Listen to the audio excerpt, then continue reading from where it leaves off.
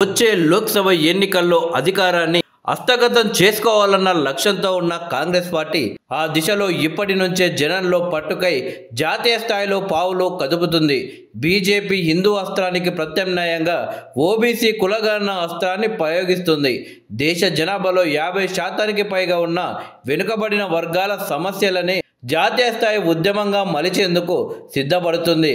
రాష్ట్రంలో కులగణనను చేపట్టడమే కాక బీసీ రిజర్వేషన్లు 42% పెంచుతూ శాసనసభలో బిల్లు ఆమోదించి చరిత్ర సృష్టించింది. శాసనసభ ఆమోదించిన బీసీ రిజర్వేషన్లను పెంచుతూ రాజ్యాంగంలోని 9వ షెడ్యూల్లో చేర్చాలని కేంద్రాన్ని కోరుతూ తీర్మానం కూడా చేసింది. అంతటితో ఆగలేదు. వెంటనే ఈ తీర్మానాన్ని కేంద్రానికి కూడా పంపింది.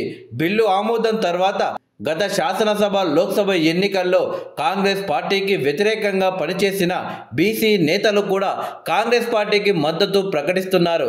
తన వ్యూహంలో భాగంగా వెనుకబడిన వర్గాలకు చట్టసభలో రిజర్వేషన్ల కల్పన, రాష్ట్రాల్లో ఇప్పటికే ఉన్న రిజర్వేషన్లను పెంపు, బీసీ కులగణన అంశాలపై కాంగ్రెస్ పార్టీ కేంద్ర బిందువుగా మారింది. ఈ అంశాలపై కేంద్రంపై ఒత్తిడి పెంచేందుకు జాతీయ స్థాయిలో ఉద్యమం చేపట్టేందుకు ఆ పార్టీ సమాయత్తమవుతుంది. అందులో భాగంగా రాష్ట్రానికి చెందిన బీసీ సంఘాలు ఢిల్లీలో చేపట్టిన బీసీ సంఘాల మహాధర్నాకు కాంగ్రెస్ పార్టీ మద్దతు ప్రకటించింది. ముఖ్యమంత్రి రేవంత్ రెడ్డితో పాటు టీపీసీసీ అధ్యక్షుడు ఎమ్మెల్సీ మహేష్ కుమార్ గౌడ్, మంత్రులు కొండా సురేఖ, పొన్నం ప్రభాకర్, ప్రభుత్వ విప్లు ఆది శ్రీనివాస్, బీర్ల ఐలయ్య, ఎమ్మెల్యేలు, ఎమ్మెల్సీలు హాజరయ్యారు. భారత్ జోడో యాత్ర సందర్భంగా జనాభా పరంగా అభివృద్ధి ఫలాలు అందించాలి అని రాహుల్ గాంధీ కేంద్రాన్ని డిమాండ్ చేశారు. రాహుల్ ఆదేశాల మేరకు రాష్ట్రంలో బీసీ కులగణనను కాంగ్రెస్ ప్రభుత్వం విజయవంతంగా పూర్తి చేసింది. ఇదే ఊపు మీదున్న కాంగ్రెస్ అగ్రనాయకత్వం ఇదే అస్త్రాన్ని జాతీయ స్థాయిలో ఉద్యమ రూపంలో ప్రయోగిస్తుంది. దేశంలో తెలంగాణ, కర్ణాటక, హిమాచల్ ప్రదేశ్లో కాంగ్రెస్ పార్టీ అధికారంలో ఉంది. ఆ పార్టీ అధికారంలో లేని రాష్ట్రాల్లో ఇండియా కూటమి పార్టీలతో ఈ అంశంపై ఉద్యమ కార్యాచరణ రూపొందించేందుకు సన్నాహాలైతే చేస్తుంది.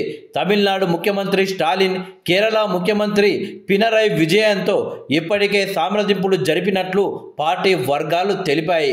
అదేవిధంగా కూటమి పక్షాలు అధికారంలో ఉన్న రాష్ట్రాల ముఖ్యమంత్రులు, బీహార్లో విపక్ష ఆర్జేడీ నేత తేజస్వి యాదవ్, ఉత్తరప్రదేశ్ మాజీ సీఎం, సమాజ్వాదీ పార్టీ అధ్యక్షుడు అఖిలేష్ యాదవ్ తదితరులతో చర్చించి జాతీయ స్థాయిలో ఉద్యమానికి శ్రీకారం చుట్టేందుకు సన్నాహాలైతే చేస్తుంది.